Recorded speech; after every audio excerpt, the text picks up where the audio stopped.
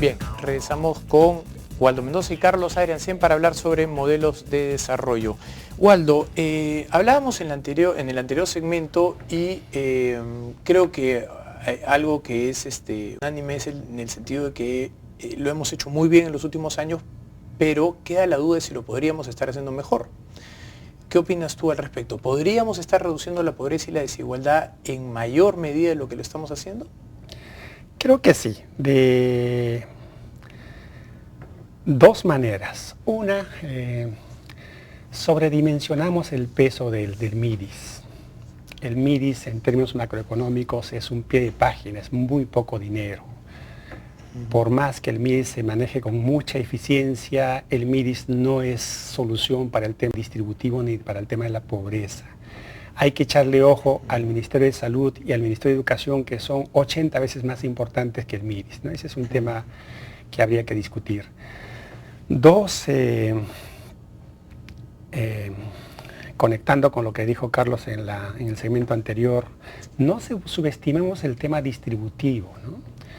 La literatura de hace 40 años, basada en Kuznets, nos decía trasladar recursos de los ricos a los pobres puede afectar a la inversión, porque son los ricos los que invierten. Pero según la nueva literatura del crecimiento económico, además de la inversión en capital físico, está la inversión en capital humano. Cuando tú redistribuyes para mejorar la educación, haces crecer la economía y mejora la distribución del ingreso. Es un tema que no hay que subestimar tampoco. Eso asume fundamentalmente que quien acumula es el sector público o gasto público. Y si podemos decir que hay un sector en la administración pública donde la ineficiencia y hasta la corrupción campea, es justamente en la acumulación de capital humano. Acá se requiere una reforma del Estado y apostar también a que el capital humano se desarrolle en el sector privado, que es lo que hace la diferencia entre Perú y Singapur, por ejemplo. ¿Había alguna...? Sí, el otro tema es ¿por qué debemos migrar gradualmente hacia un modelo más diversificado? ¿Cuáles son las ventajas de ser un país más diversificado? Uno, el progreso técnico está en la manufactura, en los servicios, no está en los productos primarios. Entonces, cuando tienes una diversificación orientada a la manufactura, a los servicios, chapas el progreso técnico mundial, converges más rápidamente. Dos, tus términos de intercambio se hacen mucho menos volátiles.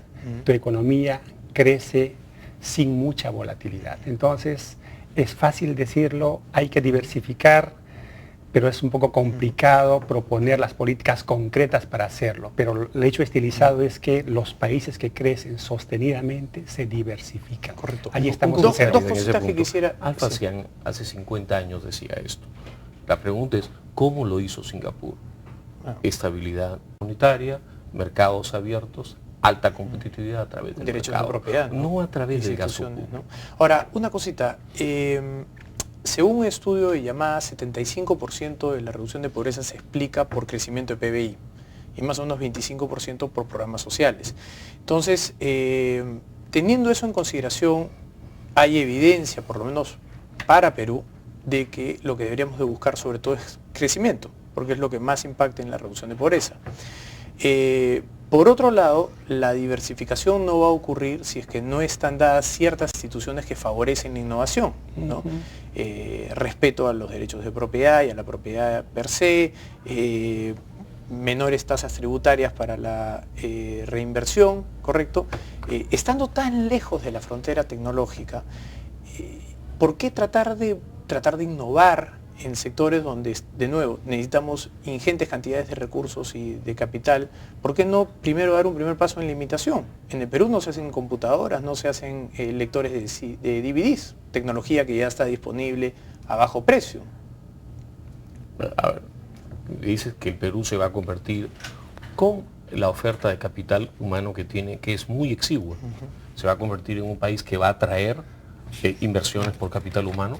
No puede ser Canadá, el Perú no ha hecho la tarea para esto. Perú tiene que comenzar por priorizar políticas que lleven tasas de crecimiento más altas, ordenar el gasto público. Pagamos mal a mucha gente en el sector público altamente capacitada y honesta, pero mantenemos ejércitos de incapaces y deshonestos y somos incapaces de poner orden. El gasto del sector público es bien claro, es cerca de 25 a 30% PBI, de acuerdo a cómo lo midas, pero son 55.000 millones de dólares generalmente muy mal gastados. En el fondo mi pregunta va a por qué no ha venido al Perú, por ejemplo, la Sony o la Panasonic o Apple a poner una planta de manufactura de algo. Ellos traen la tecnología, te explican que tienes que apretar el botón verde cuando suena tal luz y tienes que apretar tal... O sea, no necesita gente extremadamente capacitada para eso. Tu pregunta, perdóname, tiene una respuesta muy sencilla. En el Perú existe una presión tributaria muy alta para los formales. La evidencia, todos los peruanos vamos a festejar una tasa de presión tributaria de 16.3 el año 2012, que está por encima del promedio mundial, pero que se cobra sobre una minoría, sin agregarle los 5 o 6 puntos de otros tributos no reputados como eso. En el Perú hay flexibilidad laboral, hay infraestructura, hay gente educada. ¿Por qué razón tendrían que venir acá si no hemos hecho la tarea? Waldo, para muchos analistas, parte de lo que dice Carlos además es evidente, ¿no? Tenemos un sistema laboral que no es extremadamente flexible, tenemos tributos que pueden ser muy altos para la poca infraestructura que otorgamos, no tenemos instituciones que brinden absoluta seguridad. De hecho, hay muchas empresas que, habiendo pasado por todos los procesos de la regulación, no han podido salir adelante o no han podido sacar adelante sus proyectos.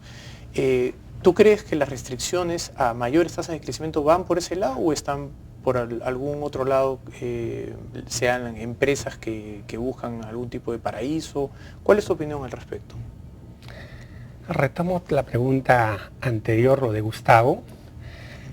En realidad, Gustavo está subestimando el peso del crecimiento económico, porque te dice 75% crecimiento, 25% política social. ¿Y con qué se financia la política social? Con el gasto público. ¿Y con qué se financia el gasto público? Con el crecimiento. Entonces, en realidad es un 90 y pico % crecimiento. Volviendo a tu tema de la tecnología. O sea, mayor razón para buscar crecimiento. Por supuesto, salvo el crecimiento, todo es ilusión. El tema de la tecnología. Nosotros no estamos capacitados para crear tecnología.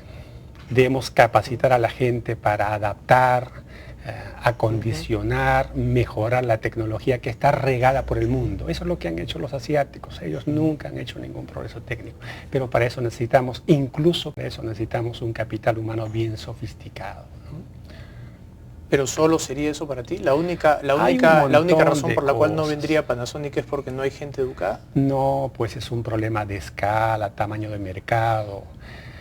Y estos tratados de libre comercio, si yo estuviese en el gobierno, los impulsaría no solamente para el comercio exterior, sino también para las inversiones. Sería una maravilla que estos japoneses o estos coreanos inviertan en industria en el Perú, que dejen su tecnología. Yo iría por esa vía. Muy bien.